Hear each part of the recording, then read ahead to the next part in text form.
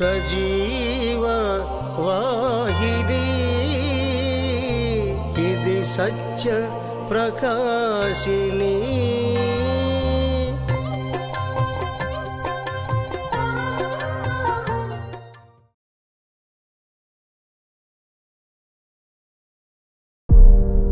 యేసుక్రీస్తు పరిశుద్ధ నామానికి మహిమ కలుగునుగాక.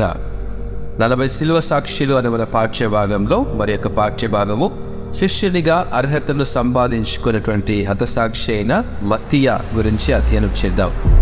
ఎఫెసు రాష్ట్ర పత్రిక 2వ అధ్యాయము 10వ వచనం ప్రకారము, మరియు వాటి యందు మనము నడుచుకునవలెనని దేవుడు ముందుగా సిద్ధపరిచిన సత్క్రియలు చేయుటకై మనము క్రీస్తు యేసునందు సృష్టింపబడిన వారమై ఆయన చేసిన పని అయి ఉన్నాము.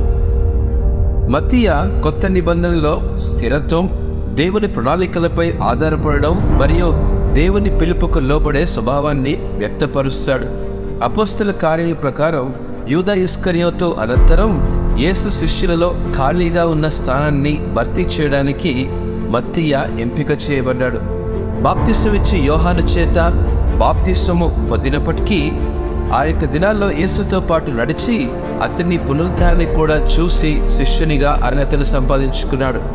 మత్తీయ శిష్యునిగా గుర్తింపు కోసం పాటుపడలేదు, కానీ యేసును తెలుసుకున్న క్షణం నుండి వెంబడిస్తూ ఆయన బోధనలకు కట్టుబడి ఉండడంపై దృష్టి సారించాడు. ఇతర శిష్యులకు సహాయం చేయడంలో అతడు తన విధులను నిర్వర్తించాడు. సరైన సమయం వచ్చినప్పుడు మత్తీయ తన కోసం దేవుడు నియమించిన స్థానాన్ని స్వీకరించడానికి సిద్ధంగా ఉండగలిగాడు. పెంతెకొస్తు దినమున ఇతర అపోస్తలులతో పరిశుద్ధాత్మ వరమును పొందిన తరువాత అతను యూదయ పరిసర ప్రాంతాల్లో సువార్తను ప్రకటించడానికి బయలుదేరాడు. క్రీస్తు శకం 64వ సంవత్సరంలో మత్తీయను యెరూషలేము ప్రజలు రాళ్లతో కొట్టి చంపి అతని మరణం తరువాత యూదులు తమ నేరాన్ని దాచడానికి అతన్ని శిరచ్ఛేదనం చేశారని చరిత్రలో మనము గమనించగలం. నేనంటాను, మత్తీయ జీవితం, మన చర్యలు ఇతరులకు ఎంత అమూల్యమైనవిగా లేదా గుర్తించబడనివిగా కనిపించినా దేవుని నిర్దేశాలకు శ్రద్ధ వహించడానికి, వాటిని అనుసరించడానికి మనకు సవాలుగా చేయబడతాయి.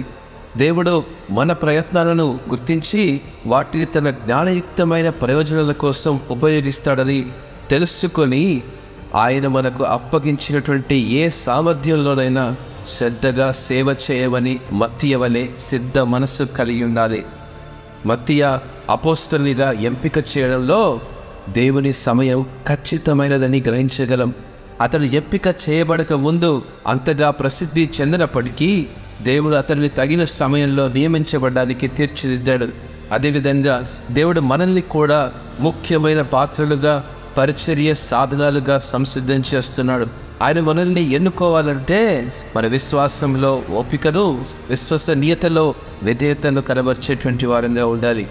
మత్తీయ ప్రయాణం మన జీవితాల కోసం దేవుని ప్రత్యేకమైన పిలుపు మరియు ఉద్దేశాన్ని స్వీకరించడానికి మనకు స్ఫూర్తినిస్తుంది. దేవుని కొరకు మనం చేసే పరిచర్య అందరికీ కనబడకపోయినా మన విధేయత, మనలోని సహనం తగిన సమయంలో ఆయన చిత్తమైన ప్రణాళికలతో నడిపించేదిగా ఉంటుంది. అట్టి పరిచర్యలో మనమందరము అర్హతను పొందే కృప ప్రభు దయచేయునుగాక. ఆమేన్.